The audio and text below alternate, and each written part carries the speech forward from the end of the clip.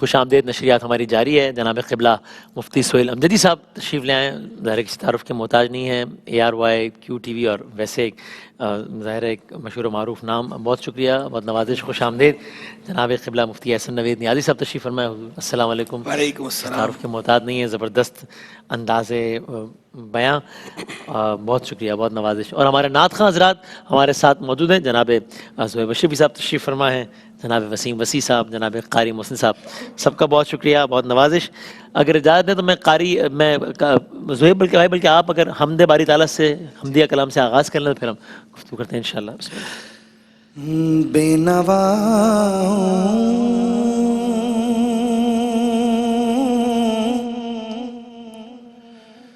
کی صدا سنتا ہے, سبحان اللہ. التجا سب کی کیا کہنے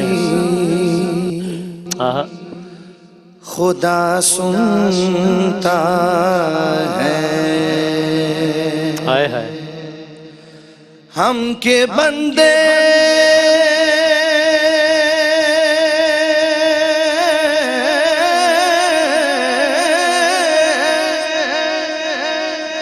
ہم کے بندے ہیں, ثنا کرتے ہیں. اللہ اللہ. وہ کہ خالق ہے, سبحان اللہ. صدا سنتا ہے. میں بندہ عاصی ہوں, خطا کار ہوں مولا.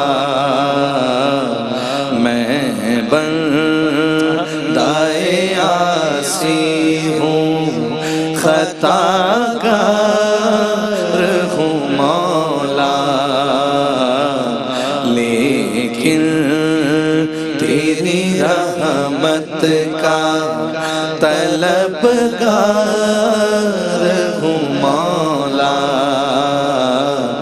میں بندہ عاصی ہوں, وابستہ ہے امید میری تیرے کرم سے. وابستہ ہے امید میری تیرے کرم سے. تیرا ہوں فقط تیرا پرستار ہوں مولا. تیرا ہوں فقط تیرا پرستار ہوں مولا. میں بندہ عاصی ہوں. سبحان اللہ. پھر تو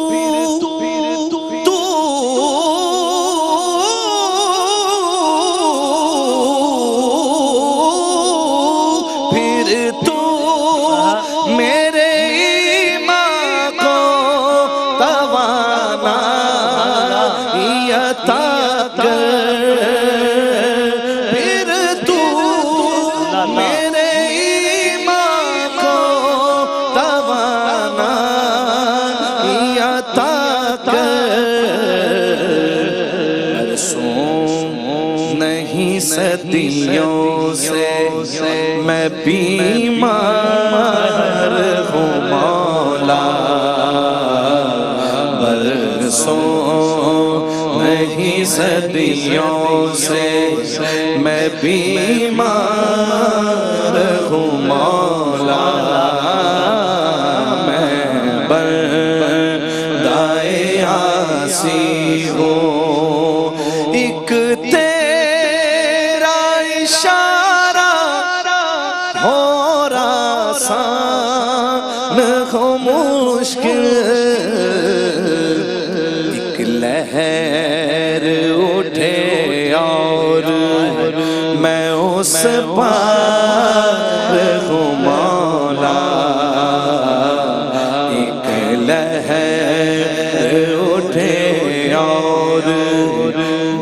اس پار مولا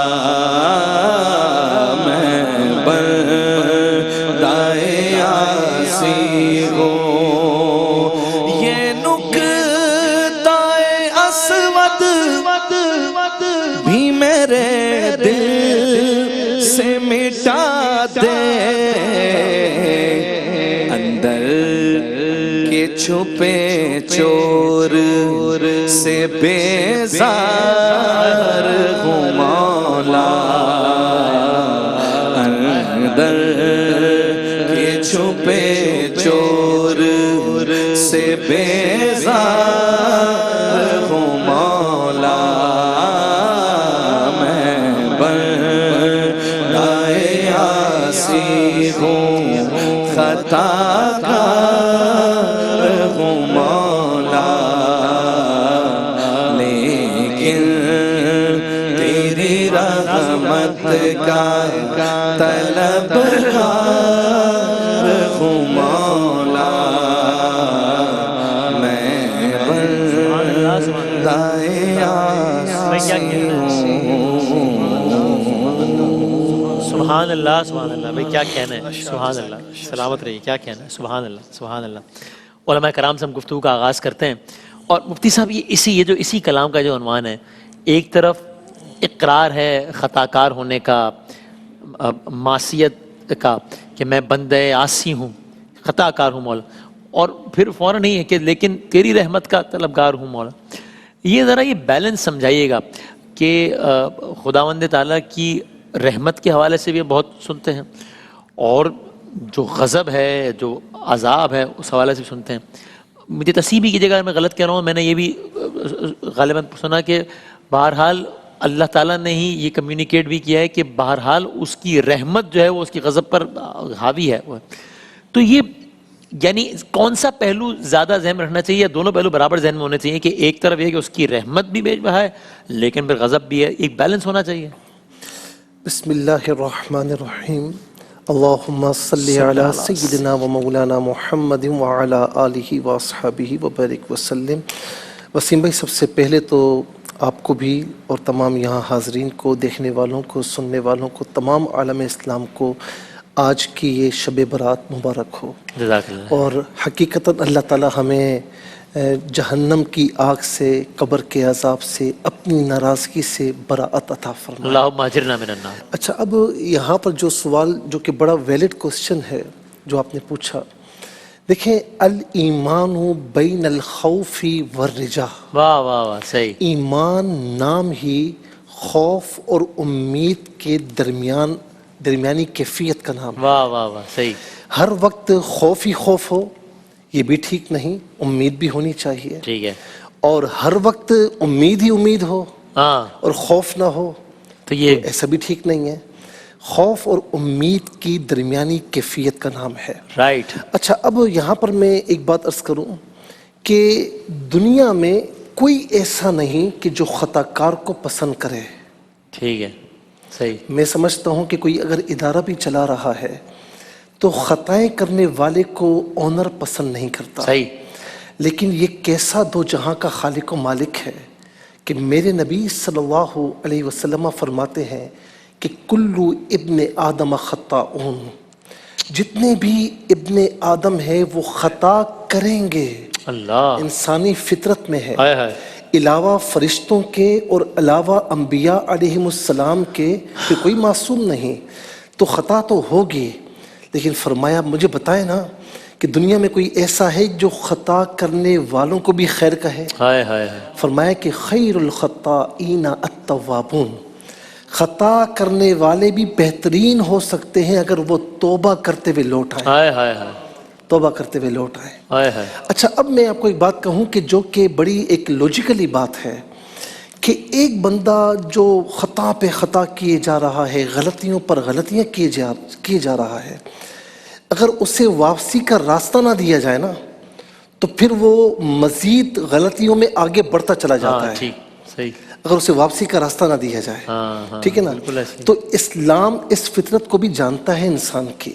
اس لیے فرمایا قل یا عبادی الذین اسرفوا علی انفسہم، ہائے ہائے ہائے، اے محبوب آپ کہیے کہ اے میرے بندو جنہوں نے اپنی جانوں پر اسراف کیا ہے، ہائے ہائے، جتنا بھی اسراف کر لو، لا تقنطوا من رحمت اللہ، اللہ کی رحمت سے مایوس نہ ہونا، ہائے ہائے ہائے، واہ واہ واہ، کیونکہ یہ مایوسی بعض اوقات کفر تک لے کر جاتی اللہ ہے۔ اللہ اللہ اللہ اللہ، اسی لیے حدیث پاک میں ہے کہ بندہ جب گناہ کرتا ہے فرمایا کہ اس کے بعد وہ کبھی سوچے نہیں کہ میری معافی نہیں ہوگی، ٹھیک، کیونکہ جب تک خطا کار کو یا غلطیاں کرنے والے کو اس کا ماضی بھلایا نہیں جائے گا تب تک وہ آگے بڑھنے کو تیار نہیں ہوگا، ہاں ٹھیک، ٹھیک ہے نا؟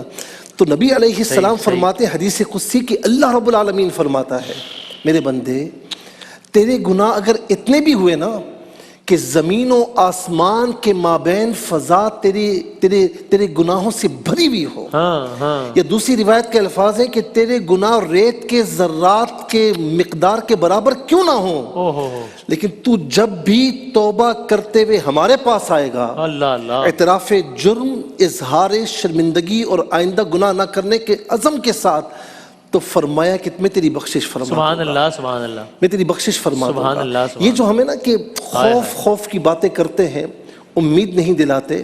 دیکھیں نا ایک بندہ آتا ہے آپ کے پاس کہ وسیم بھائی میں نماز صحیح پڑھ نہیں سکتا ہوں، جی، میں سیکھنے کی کوشش کر رہا ہوں، اور میں کہوں کہ یار تمہاری نماز قابل قبول ہی نہیں ہے، ہاں، تو پھر وہ بیٹھ ہی جائے گا وہ بالکل، کہے گا یار میں نماز پڑھتا ہی نہیں ہوں نا، تو چلو آئندہ بھی نہیں پڑھوں گا جب قابل قبول ہی نہیں ہے۔ بالکل نہیں ایسے، نہیں نہیں، واہ واہ، ایک اللہ والے کے پاس کوئی آیا نا کہ حضور میں نماز پڑھتا ہوں لیکن صحیح پڑھ نہیں پاتا، تو کیا کروں، چھوڑ دوں؟ کسی نے کہا ہوگا، جی ہاں ہاں، کسی سخت متعصب نے کہا ہوگا چھوڑ، یہ کوئی فائدہ نماز نہیں ہے، قابل قبول نہیں ہے، تو کیا کروں؟ تو کہا بیٹا نماز پڑھتا رہے، سیکھتا رہے، جیسی آتی پڑھتا رہے، سبحان اللہ، اس کی بارگاہ میں حاضری تو لگا کر جانا، واہ واہ واہ، اس کو پتا تو ہو کہ میری بارگاہ میں آیا تھا، سبحان اللہ، ٹوٹا پھوٹا آیا تھا لیکن آیا تھا۔ تو اسی لیے وہ جو اسرائیلیات میں یہ واقعہ آپ سنتے ہیں کہ ایک پرانے وقتوں میں ایک شخص تھا جس نے 99 قتل کیے تھے، 99 مرڈرز کیے تھے، تو میں سمجھتا ہوں کسی متعصب کے پاس گیا ہوگا، اس سے پوچھا ہوگا یا وہ ان پڑھ ہوگا کہ بھائی میں نے 99 قتل کیے، معافی ہے میری؟ تو کہا تیری معافی تو نہیں ہو سکتی۔ اس نے کہا لا تجھے بھی مار دوں، 100 پورے کر دوں، 100 پورے ہو گئے۔ پھر دیکھیں نا ضمیر ہوتا ہے، پھر زمین نے جھنجھوڑا، پھر کسی اللہ والے کے پاس گیا، کسی پکے عالم کے پاس گیا، اس نے کہا کیوں نہیں معافی ہوگی؟ اللہ رب العالمین معاف فرمائے گا، ایک کام کر، وہ فلاں بستی ہے نا اللہ والوں کی، صحیح ہے، وہاں ان کی صحبت میں جا، ٹھیک، اللہ رب العالمین تجھے معافی عطا فرمائے گا۔ اب وہ جا ہی رہا تھا، انتقال ہو گیا، ادھر سے رحمت کے فرشتے، ادھر سے عذاب کے فرشتے، اللہ تعالیٰ کی بارگاہ میں معاملہ پہنچا تو فرمایا کہ زمین کو ناپ لو، جہاں سے گناہگاروں کی بستی سے نکلا ہے اگر وہ فاصلہ کم ہے اور نیکوکاروں کی بستی کا فاصلہ زیادہ ہے تو پھر عذاب کے فرشتے لے جائیں، لیکن یہ فاصلہ زیادہ ہو چکا ہے اور نیکوکاروں کی زمین کا جو فاصلہ ہے وہ کم رہ گیا ہے، پھر رحمت کے فرشتے لے جائیں۔ اب زمین کو جب ناپا جا رہا ہے تو زمین کو حکم ہوا کہ وہ فاصلہ کم کر دے، اللہ، تو نیکوکاروں کی زمین کا جو فاصلہ تھا وہ کم نکلا، لپٹ جانے کا حکم ہوا تو فرمایا کہ رحمت کے فرشتے لے جائیں۔ تو کہتے ہیں نا وہ بہانے ڈھونڈ رہے جی، جب تیری شان کریمی پہ نظر جاتی ہے، زندگی کتنے مراحل سے گزر جاتی ہے، بے عطا کیے دیے جاتا ہے دینے والا، ہاتھ اٹھتے نہیں جولی میری بھر سبحان اللہ، کیا کہنا، سبحان اللہ۔ قبلہ آپ بھی اسی موضوع سے متعلق فرمائے گا۔ بسم اللہ الرحمن الرحیم، صلی اللہ علیہ حبیبی محمد وعلی آلہ وصحبہ بارک وسلم۔ اللہ تبارک و تعالیٰ قرآن مجید فرقان حمید برہان رشید میں ارشاد فرماتا ہے، توبوا الی اللہ ایھا المؤمنون جمیعا لعلکم تفلحون، اے ایمان والو تم سارے اللہ کی طرف توبہ کرو تاکہ فلاح پا جاؤ۔ اب دو باتیں ہیں، ایک تو اللہ تبارک و تعالیٰ یہ بتا رہا ہے، فلاح پانے کا نسخہ بتا رہا ہے، سکسیس، فلاح کامیابی کو کہتے ہیں سکسیس کو، ہر کوئی سکسیس کے پیچھے بھاگتا ہے، تو اللہ تعالیٰ سکسیس کا یہ نسخہ بتا رہا ہے قرآن کے اندر، اے ایمان والو تم سارے اللہ سے توبہ کرو فلاح پا جاؤ گے۔ فلاح عام ہے، آخرت کی فلاح کو بھی شامل ہے، دنیا کی فلاح کو بھی شامل ہے۔ جب بندہ توبہ کرتا ہے تو دنیا کی فلاح بھی پا جاتا ہے باذن اللہ، اور آخرت کی فلاح بھی پا لیتا ہے۔ فلاح کیسے پاتا ہے؟ توبہ کہتے کیسے ہیں؟ توبہ کا اصل مطلب یہ ہے، توبہ کا معنی ہوتا ہے رجوع کرنا۔ تو اللہ کی طرف رجوع کرنے کی دعوت دی جا رہی ہے. اور خود اللہ تبارک و تعالیٰ کا صفاتی نام ہے, وصفی نام ہے تواب. تو جب ہم ترجمہ کرتے ہوئے عوام کو سمجھانے کے لیے کہتے ہیں بہت زیادہ توبہ قبول کرنے والا, ورنہ جو ہے وہ اصل جو میننگ ہے, اصل معنی یہ ہے, تواب کا بھی وہی معنی ہے جو تائب کا معنی ہے, بس اس میں مبالغہ زیادہ ہے. یعنی توبہ کرنے والا یعنی رجوع کرنے والا. تو بندہ جب توبہ کرتا ہے تو بندہ رجوع کرتا ہے معصیت سے طاعت کی طرف. تو اللہ تواب ہے یعنی اللہ تبارک و تعالیٰ بھی رجوع فرماتا ہے عذاب سے رحمت کی طرف. بندے نے معصیت سے طاعت کی طرف رجوع کیا تو اللہ تبارک و تعالیٰ کی طرف سے بھی رجوع ہوا. نقمت جو ہے وہ بدل گئی نعمت سے, ذلت بدل گئی عزت سے, تو وہ فلاح ہے. تو اللہ فرما رہا ہے کہ اللہ کی طرف رجوع کرو. تو جب بندہ اللہ کی طرف رجوع کرتا ہے تو کامیابی دینے والا کون ہے؟ دنیا کی کامیابی دینے والا بھی اللہ ہے, آخرت کی کامیابی دینے والا بھی اللہ ہے. تو جب بندہ اللہ کی طرف رجوع کرتا ہے تو رجوع کے نتیجے میں ہوتا کیا ہے؟ اللہ کی طرف سے خاص رحمت ہوتی ہے. اس رحمت کے نتیجے میں اس کا سینہ کھلتا ہے, اس رحمت کے نتیجے میں اس کا ذہن کھلتا ہے, اس رحمت کے نتیجے میں اسے اپنی بھلائی کے خیالات سجھائی دیتے ہیں, اللہ کی طرف سے باتیں الہام ہوتی ہیں, وہ اپنا روڈ میپ طے کرتا ہے, لائف سٹائل جو ہے وہ تبدیل کرتا ہے, اپنی اسٹریٹجی جو ہے وہ ترتیب دیتا ہے. صحیح ہے. جب وہ اسٹریٹجی صحیح ترتیب دے گا تو دنیا کی کامیابی کس سے ہے؟ صحیح اسٹریٹجی اختیار کرنے سے. آخرت کی کامیابی کا تعلق بھی اللہ کی رحمت سے نیک اعمال کے ساتھ ہے نا. دنیا کی کامیابی ہے دنیا کے اعتبار سے اچھے اعمال کرنا, آخرت کی کامیابی ہے آخرت کے اعتبار سے اچھے اعمال کرنا. تو یہ خیال بندے کے دل میں ڈالنے والا کون ہے؟ اللہ تبارک و تعالیٰ. بندے کو یہ سمجھانے والا کون ہے؟ یہ جو کئی دفعہ ہوتا ہے نا کہ ہمیں دل میں خیال آتا ہے نیکی کا کہ ہم یہ کام کر لیں, تو اس کا وہ خیال کون ڈالتا ہے؟ اللہ کی طرف سے فرشتہ مقرر ہے جو اللہ کے حکم پر, اللہ کے اذن پر وہ خیال ہمارے دل میں ڈالتا ہے. اچھا کام کرنے کا خیال. دنیاوی اعتبار سے ہم بعض اوقات ایسا کام کرتے ہیں کہ اس کا ہمیں اس وقت ادراک نہیں ہوتا کہ ہمیں یہ بینیفٹ ہوگا, لیکن اس کام کے نتیجے میں بہت بینیفٹ ہوتا ہے. جائز کام کی بات ہو رہی ہے تو وہ ہمیں بینیفٹ جو حاصل ہوا تو وہ خیال ہمارے دل میں ڈالا کس نے؟ وہ جو ہم کہتے ہیں بعد میں ہم پھولتے ہیں نا, ہم کہتے ہیں کہ جی ہماری تدبیر, ہم نے کیا پالیسی بنائی ہے. وہ اصل میں تدبیر ہمارے دماغ میں ڈالی کس نے؟ وہ خیال ہمارے دل میں ڈالا کس نے؟ وہ اللہ ہی نے تو ڈالا. تو وہ یہ تھا نا کہ جب اللہ کی طرف ہم رجوع کرتے ہیں نا, جب ہم خالص ہو کر اللہ سے بات کرتے ہیں, جب بندہ اللہ سے بات کرتا ہے وہ خائب و خاسر نہیں رہتا. یہ جو ہم نماز پڑھتے ہیں نا تو نماز کے اندر ہم یہ جو رکوع کے بعد کھڑے ہوتے ہیں, اس حالت کو کہا جاتا ہے قوما. تو اس قوما کے اندر پڑھا کیا جاتا ہے؟ ہر نمازی کیا پڑھتا ہے؟ سمی اللہ لمن حمیدہ. اللہ نے سن لی اس کی جس نے اللہ کی تعریف کی.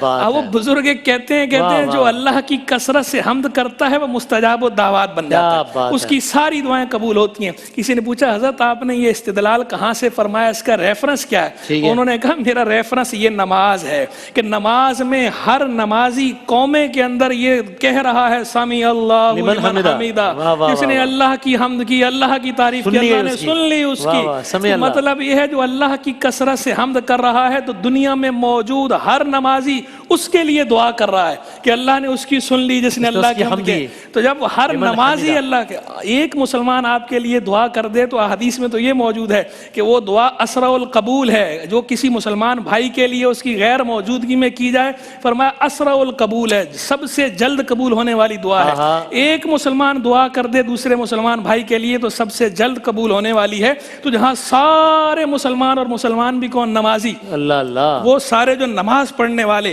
اللہ کے حضور سجدہ ریز ہونے والے, اللہ کی رحمت سے قریب ترین لوگ, وہ سارے جب اللہ کے حضور یہ دعا کر رہے ہیں سمی اللہ لمن حمیدہ, یقیناً جو کثرت سے حمد کرنے والا ہے اس کی سن لی جاتی ہے. آپ دیکھیں سورہ فاتحہ کا آغاز کہاں سے ہوتا ہے؟ الحمدللہ رب العالمین. آگے کیا بتایا جا رہا ہے؟ الرحمن الرحیم مالک یوم الدین.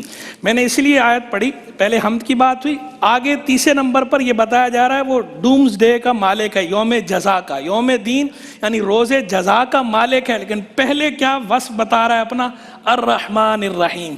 शान कहारी भी जाहिर होनी है क़यामत को, लेकिन अल्लाह ताला बता रहा है पहले रहमान रहीम के, देखो यौम जज़ा का वो मालिक है, तुमने अच्छे अमल करने हैं, बुरे अमल न करना, लेकिन अगर हो गए हैं तो उसकी रहमत से मायूस न होना, उससे लौ लगा लेना, उसके हुजूर दस्ते दुआ दराज कर देना, तौबा कर लेना, वो माफ़ करने वाला रहमान है, रहीम है, दुनिया में भी रहमत करने वाला है, आखिरत में भी रहमत करने वाला है, छोटी नेमतें देने वाला भी वही है, बड़ी नेमतें देने वाला भी वही है। ये रहमान और रहीम के माना मैंने बता दिए क्या है, ये दोनों बातें आ गई। मैं थोड़ा सा ये कहना चाहूँगा, कुछ लोग ऐसे होते हैं कि ख़ताओं पर ख़ताएं, एहसास नहीं होता, पूछें तो कहते भाई 4 दिन की ज़िंदगी है, देखा जाएगा यार, वो बख्श देगा।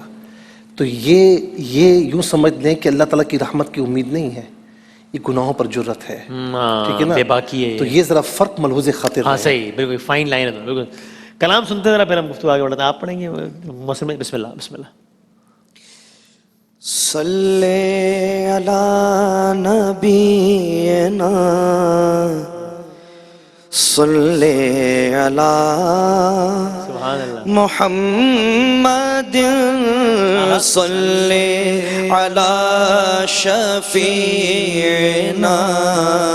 सल्ले अला मुहम्मद सल्ले अला हबीबिना सल्ले अला मुहम्मद ज़िक्र हबीब किबरिया सल्ले अला सल्ले अला सल्ले अला सल्ले अला ज़िक्र हबीब किबरिया मेरा शिआर बन गया, मेरा शिआर बन गया, आँख का नूर बन गया, दिल का करार बन गया। सल्ले अला नबीना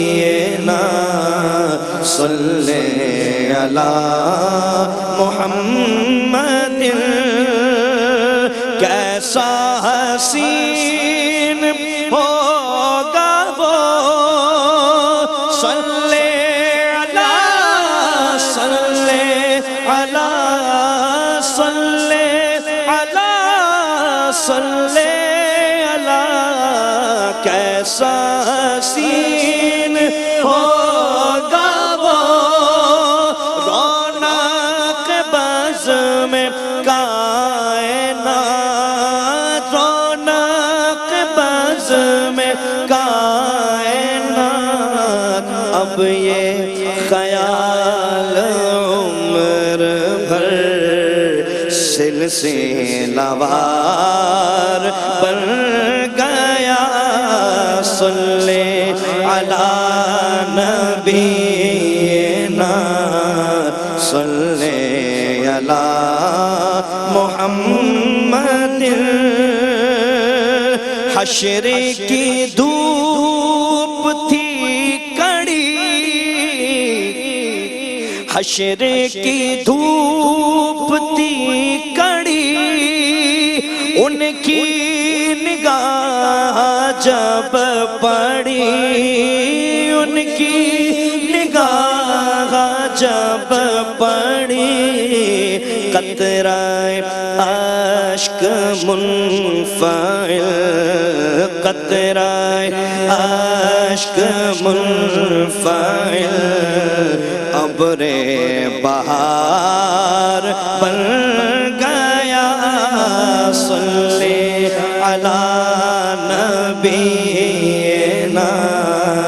सल्ले अला मुहम्मद जब से मिला है उनका दर, जब से मिला है उनका दर, जब سے جھکا پائے سر، جب سے جھکا پائے سر، میرا غرور بندگی، میرا غرور بندگی عرش مدار بن گیا، صلی علی نبینا، صلی علی محمد، لکھ اے ادیب خوش رقم، صلی علی، صلی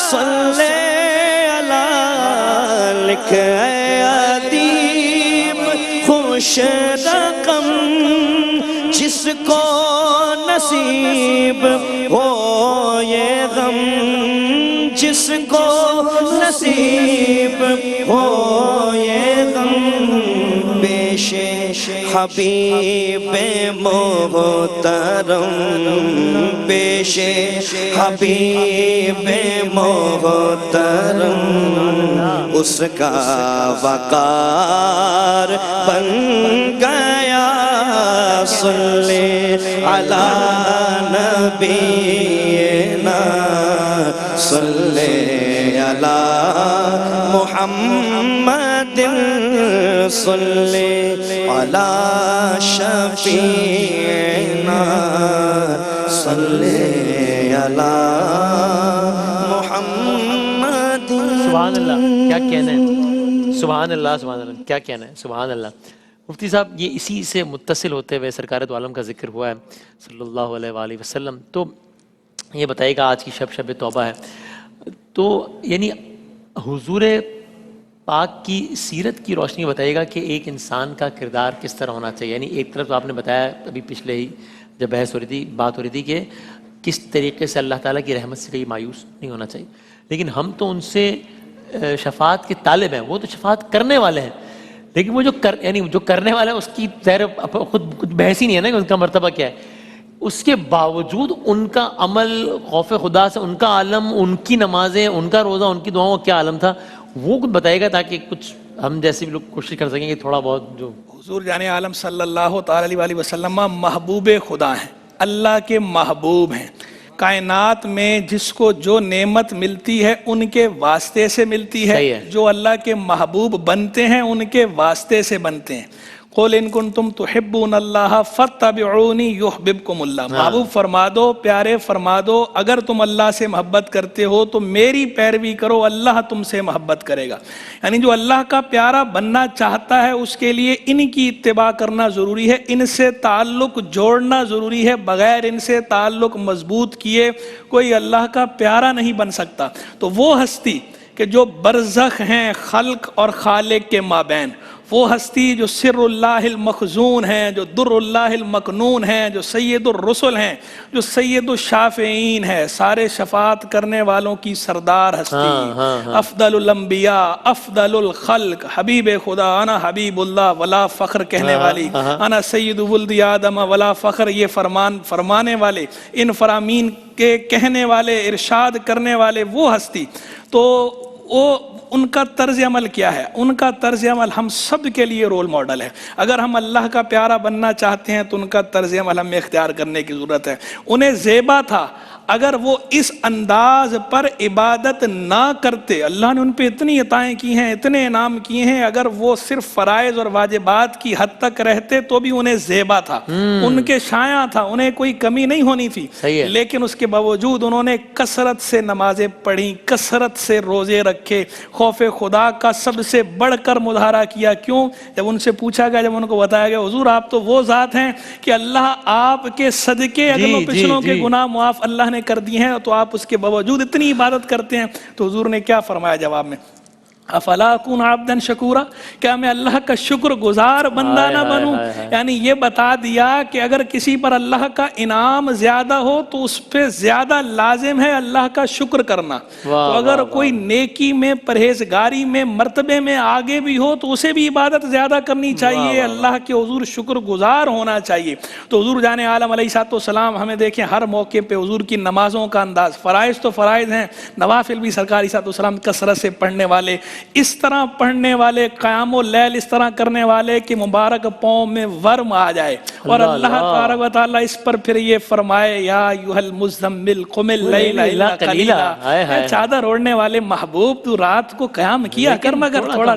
اللہ اللہ، اب یہ اللہ تعالیٰ ارشاد فرما رہا ہے، جو سب سے یہ مطالبہ فرما رہا ہے کہ اللہ کی کثرت سے عبادت کرو، اللہ کا کثرت سے ذکر کرو، سب کو یہ فرما رہا ہے، لیکن اپنے محبوب کی جو عبادت کا انداز ہے وہ دیکھ کر اللہ تبارک و تعالی رحمت کا جو مظاہرہ کر رہا ہے، جو پیار کا اور لطف کا مظاہرہ کرتے ہوئے کہتا ہے، اللہ تعالیٰ محبوب کو یہ فرما رہا ہے طٰہٰ ما انزلنا علیک القرآن لتشقیٰ، پیارے ہم نے یہ قرآن تجھ پہ اس لیے نازل نہیں کیا کہ تم مشقت میں پڑ جاؤ، تم پر گراں گزرے۔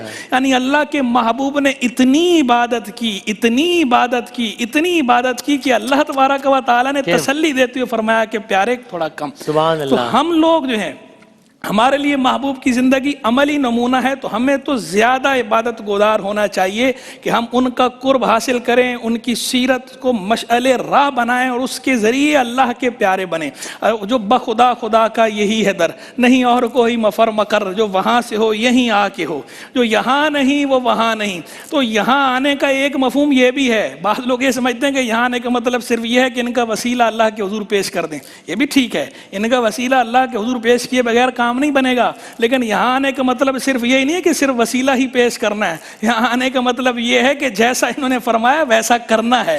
جب تک ویسا نہیں کرو گے اس وقت تک وہاں معاملہ نہیں بنے گا۔ جو وہاں سے ہو یہیں آ کے ہو، ان کے در پر آؤ، ان کے در سے جو خیرات مل رہی ہے، جو عمل کی خیرات ہے، جو نیکی کی خیرات ہے، جو علم کی خیرات ہے، جو بھلائی کی خیرات ہے، وہ ساری خیرات ویسے بھی عربی کے اندر جو بھلائی کو ہی کہا جاتا ہے، خیر، تو وہ ساری جو بھلائیاں ان کی بارگاہ سے تقسیم ہو رہی ہیں، ان کی زندگی سے، ان کی سیرت سے اقتباس لو اور اپنے آپ کو چمکاؤ۔ ان کی سیرت سے اقتباس کرو گے، چمکاؤ گے، اللہ کے پیارے بن کے دنیا پہ چمک جاؤ گے۔ جبلا بس یہ ہم آخر میں ہم یہ اس سیگمنٹ کا اختتام نعت سے ہی ہم کریں گے، اس سے پہلے آپ بھی اسی عنوان سے فرمائے گا کہ کس طریقے سے سرکار دو عالم کی ذات اور سیرت کو ایک انسان کو راغب کرنا چاہیے، ایک مسلمان کو راغب کرنا چاہیے کہ وہ زیادہ بہتر انسان بنے۔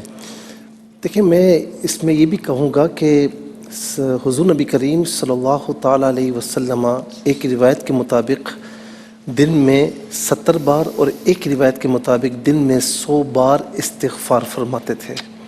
آپ تو معصوم ہیں، اور جس طرح قبلہ مفتی صاحب نے فرمایا کہ ان کے صدقے میں، بلکہ ان کی آل اصحاب کے صدقے میں تو ہماری مغفرت ہونی ہے، ایسے ہی تو وہ سب کچھ ہو کر بھی پھر بھی استغفار کر رہے ہیں۔ تعلیم امت کے لیے کہ تم کہیں پر بھی چلے جاؤ، اور جس کا جتنا بڑا ڈیزگنیشن ہوتا ہے نا، اس کی ریسپانسبلٹیز اتنی بڑھ جاتی ہیں۔ یہ نہیں کہ نیک ہونے کے بعد تمہیں بے فکر ہو جانا ہے، نیک ہونے کے بعد تمہاری ریسپانسبلٹیز اور زیادہ بڑھ گئیں کہ کہیں تمہیں شیطان ریاکاری میں مبتلا نہ کر دے۔ صحیح، کیونکہ شیطان نا مرتے دم تک وسیم بھائی چھوڑتا نہیں ہے، وہ دیکھے گا کہ یہ نماز چھوڑتا ہی نہیں ہے، یہ تہجد چھوڑتا ہی نہیں ہے، یہ اللہ کی بارگاہ میں دینا چھوڑتا ہی نہیں ہے، تو وہ وہاں اس زاویے سے نہیں آئے گا، ریاکاری کروا دے گا کہ بتاؤ سب کو میں تہجد بھی پڑھتا ہوں، قرآن کی تلاوت بھی کرتا ہوں، یہ بھی نہیں چھوڑتا، یہ بھی نہیں چھوڑتا۔ تو ہر دم یہ خوف ہونا چاہیے کہ مولا تو نے مجھے توفیق عطا فرمائی، تو مجھے مزید توفیق عطا فرما اور شیطان کی دخل اندازیوں سے مجھے محفوظ فرما۔ اسی طرح ہم خلفائے راشدین کو دیکھتے ہیں، اصحاب کرام کو دیکھتے ہیں، اہل بیت اطہار، پھر امت کے اولیاء کاملین کو دیکھتے ہیں کہ ان کا رویہ کیا تھا، یعنی عبادات کر کر کے بھی کیا تھا کہ مولا میں اس قابل نہیں ہوں، تو مجھے بچا۔ اللہ رب العالمین نے قرآن کریم میں بھی فرمایا نا، وعباد الرحمن الذین یمشون، یہ پوری صفات بیان کر کے یہ بھی فرمایا کہ والذین یقولون ربنا اصرف عنا عذاب جہنم، یہ سب کچھ کر کر آگے بھی کہتے تھے کہ مولا اے ہمارے رب تو ہمیں عذاب جہنم سے محفوظ فرما کہ بڑا سخت عذاب ہے۔ ہائے ہائے میں بایزید بستامی رحمۃ اللہ تعالی علیہ کا پڑھ رہا تھا کہ کہیں جا رہے تھے، کسی نے اوپر سے راکھ جو ہے وہ پھینک دی، اتنے بڑے اللہ کے ولی، پتہ کیا فرمایا؟ فرمایا کہ اس سے زیادہ کا قابل تھا، اس سے زیادہ کا قابل تھا، لیکن اتنے میں جان چھوڑ گئی۔ تو یہ رویہ اب دیکھیں، غوث اعظم رضی اللہ تعالیٰ عنہ لکھتے ہیں کہ حرم پاک میں اتنی آہوزاری کر رہے ہیں کہ لوگوں کی توجہ وہاں چلی گئی، اور چہرے پر چادر ہے، چہرے پر چادر ہے۔ تو ایک آدمی اٹھا اور یعنی جب یہ وہاں سے نکلنے لگے، پیچھے پیچھے گیا تو دیکھا کہ غوث اعظم ہے، یعنی حرم پاک میں کہہ رہے ہیں کہ مولا یہاں پر آنے والوں کو میرے گناہوں کی نحوست سے بچانا، ان کو مغفرت سے محروم نہ فرمانا۔ آج آپ رویہ تو دیکھیں نا کہ ذرا سا کوئی نیک بنا ہوا ہے، سو کال بیٹھا ہوا ہے، جنت تقسیم کر رہا ہے، ہاں جی جی، اللہ تعالیٰ کی رحمتیں تقسیم کرنے پر تلا ہوا ہے، وہ کام جو اللہ تعالیٰ کے ہیں وہ اپنے ہاتھوں میں لیے ہوئے ہیں، اور جنم بھجوا رہا ہے۔ جی جہنم بھجوا رہا ہے کہ میری پیروی نہیں کرو گے تو جہنم میں جاؤ گے، میری بات مانو گے تو ہمارے پیر صاحب تمہیں جنت میں لے کر چلے جائیں گے۔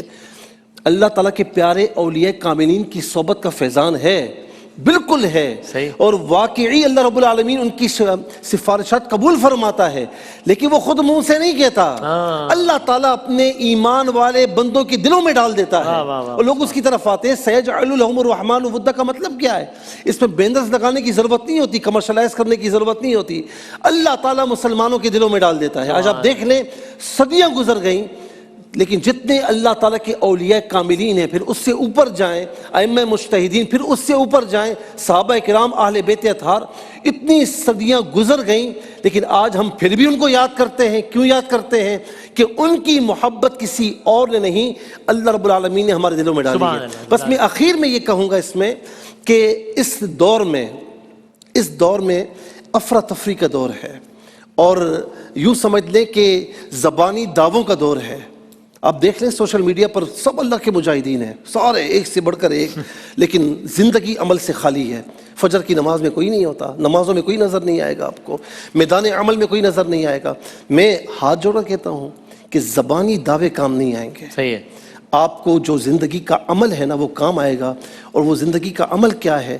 اللہ تعالیٰ، اس کے رسول کی اطاعت، اور اس کے پیارے محبوب صلی اللہ علیہ وسلم کی اتباع، یہ زندگی کا اپنا مقصد بنا لیں۔ دنیا میں بھی کامیابی ہے اور اخروی زندگی میں بھی کامیابی ہے۔ سبحان اللہ، جزاک اللہ، جزاک اللہ وسیم مسیح صاحب، جزاک اللہ۔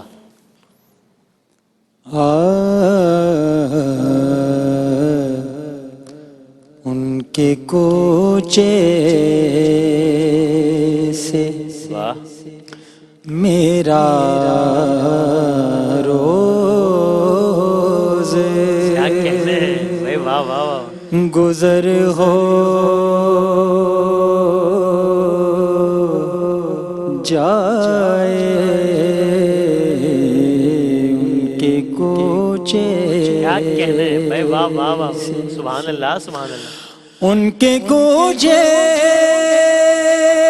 سے میرا روز گزر ہو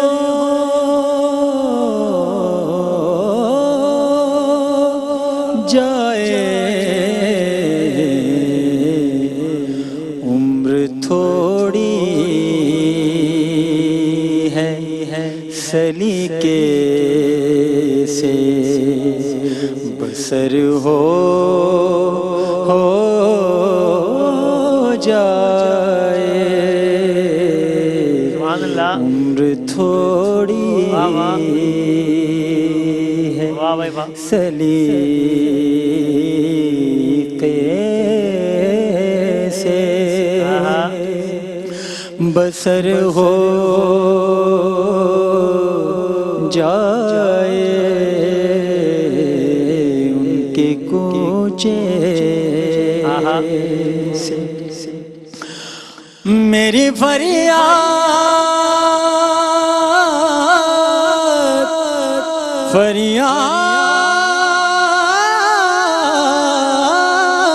میں اتنا تو اثر ہو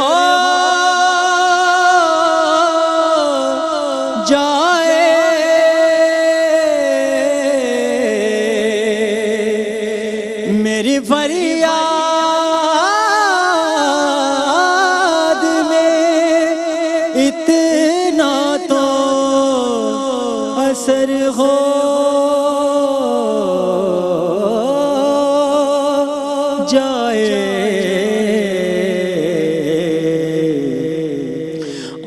آنکھ سے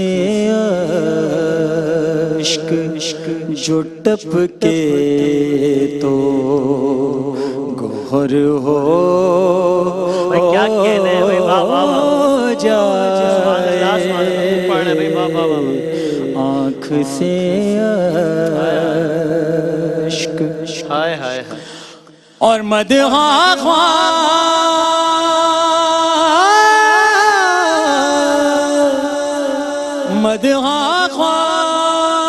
شہ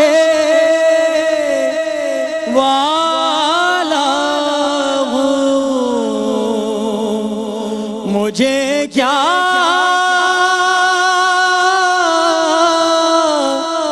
غم ہے مدحاں خواہ شہ والا ہوں، مجھے کیا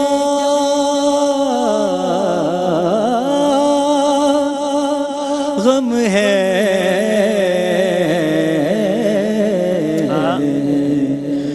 دشمنوں کو میری بس اتنی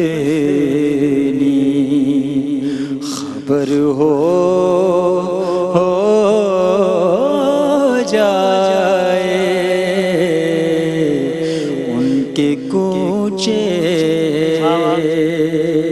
سے سبحان اللہ سبحان اللہ۔ اور در عالی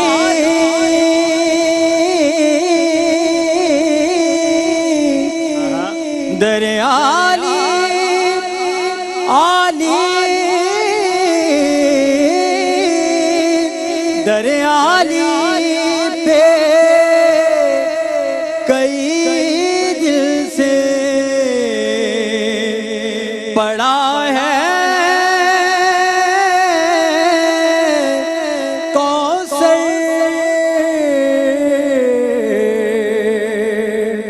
در عالی بے کئی دل سے پڑا ہے کوثر۔